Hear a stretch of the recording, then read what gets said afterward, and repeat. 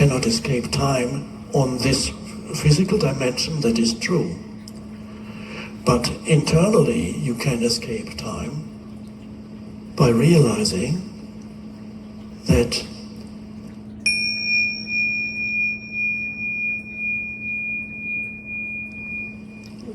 another portal is the most obvious portal into that dimension and that realization is obviously the present moment. Present moment awareness. Present moment awareness.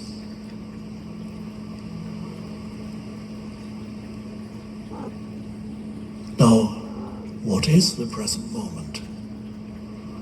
Well, most people think that the present moment is whatever is happening right now. And therefore, they do not really think in terms of the present moment. They think that life and every hour consists of many moments. For most humans, life is full of many moments because they think that the present moment is what's happening. But the present moment isn't what's happening because that changes continuously. Your life is continuous flux, the flux of becoming. What doesn't change is it's always the present moment. We talked about time, that you cannot escape time on this physical dimension, that is true. But internally you can escape time by realizing that life is always now and never not now, always. But most people live as if the opposite were true. For most humans, the now is fairly unimportant. And for many humans, the now is not a very desirable place. They are somehow trying to get away from it. No, don't give me this. I don't want this one. I want the next one. Or maybe the one after that. Or a bit more in the future. And so the now, humans reduce the significance, the value of the now by reducing it to in best of cases, a means to an end. They use the present moment as a stepping stone towards what they imagine is a more important future moment. That's how people live unconsciously. Millions of humans still live like that on a daily basis. They're always on the way to something more important somehow. It's an unconscious process. They don't tell themselves, I'm on my way to something more important, because if they did tell themselves that, they would immediately recognize how absurd it is to be continuously moving to some more important moment, which never arrives. Because the moment this projected future moment arrives, it's again the now, it's a now. And it's the now that you don't like, that habitually you try to get away from. So when you achieve what you wanted to achieve, it's the now again, and the habitual mind pattern kicks in again, and you want to get away from it to something different or even better or whatever it is. It doesn't satisfy you ever because you have not found present moment awareness. The habit pattern is, I need to get away from. So using the now as a stepping stone towards some future moment. Now you might have noticed the future moment never arrives. It never comes. And here we come to we talked about time being everywhere, but if you go more deeply, you realize that There's something about time that's not quite right, because there is ultimately future. When it comes, it's now. The past, where does the past exist? Where does it exist?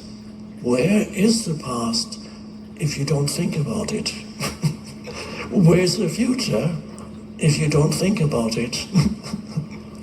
Nowhere. This is hard to grasp intellectually, probably, and I would recommend that you don't start thinking about it, but use the words to get you through this realization that life is always now. And most humans live as if this were not the case. Life, for most humans, either past or future are more important. When you're relatively young, the future is always the future. When you get old, you begin to realize you don't have a lot of future left.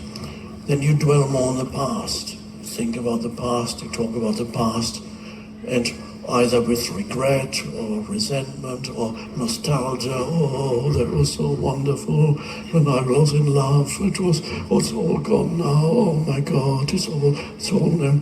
Nothing is gone. You're still who or what you are in this moment as consciousness.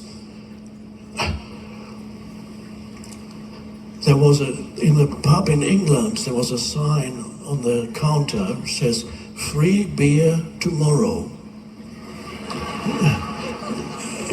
And it was always true, because if you went there the next day, he said, "Where's my free beer?" He said, "Read this." Oh, tomorrow never comes. So you see, this is a very important realization, the primacy of the present moment. So we talked about using the present moment as a stepping stone. That's one thing.